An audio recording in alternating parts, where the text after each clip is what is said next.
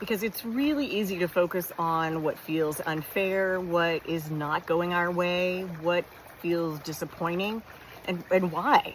Why is it easy? This is just sweat running down. It's really hot. See the rosy cheeks? It's just because I'm hot. It's not, it's natural blush. I got to go in a minute. Thriving, surviving. And if you like thriving and you like the idea of helping others thrive, wear thriving on your body, wear it with pride. That's what I'm doing right now, and I encourage you to do the same. And if you like that, then please follow and check out my link and go look and see if there's a cap you want to buy, a shirt, a hoodie, a gratitude. If that's something that maybe you want to send to somebody as a great gift, feel free to do that.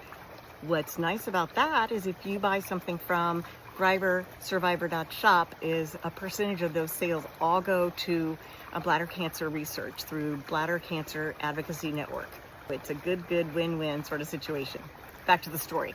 It is easy for us to stay in frustrated, disappointed. It's not working out. I have made 500 calls to these people and they still aren't getting back to me. I've made 500 calls to these people and they're still not getting back to me.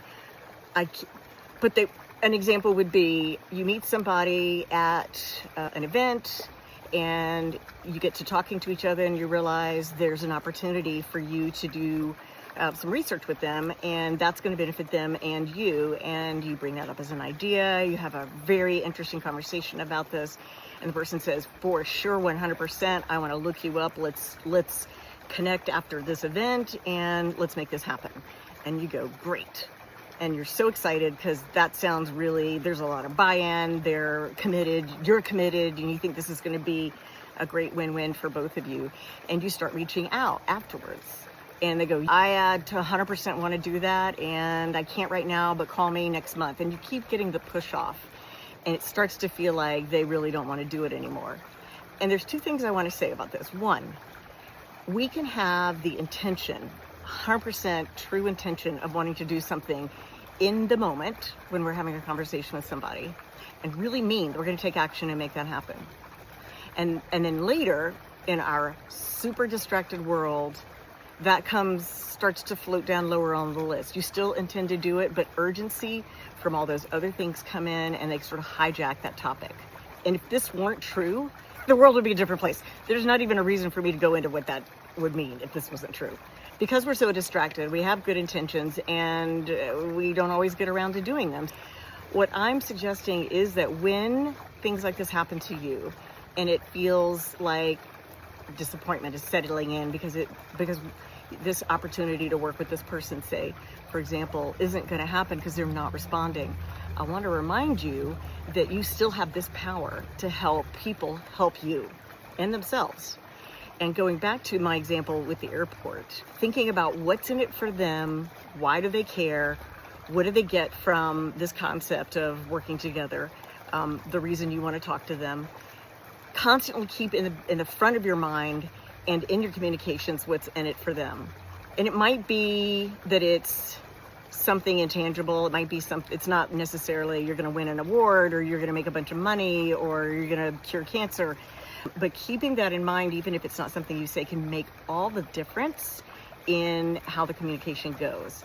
My encouragement, my challenge to you would be, if you've got something like that going on and you would like to see it come to fruition, but you're losing hope because you're not hearing back from the person you're following up. You've followed up like 100 times. There's a saying in sales, keep following up until they buy or die. And what that means is until they say no, absolutely, never, then there's still hope.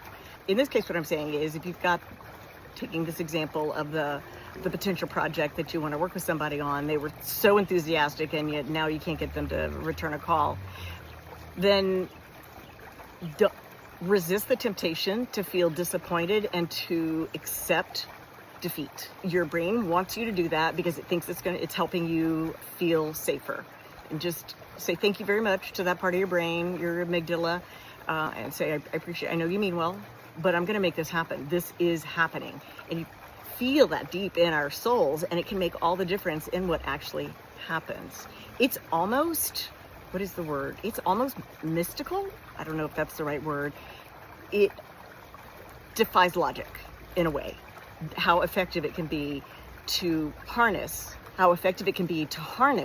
the ability that we have to impact how other people respond to us. In this example, I would say, hi, it's me. And, God, I was so excited back in January when we were talking about this event. And I know a ton of life is happening and it's all so busy.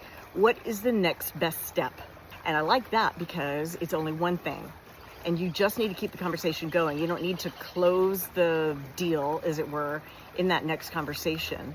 You don't need to convince them of anything other than keep in the conversation. And if it feels like a small enough next step, then they won't feel as overwhelmed and they can be more present and take action. Try that and let me know how it goes. Ciao for now, Thrivers.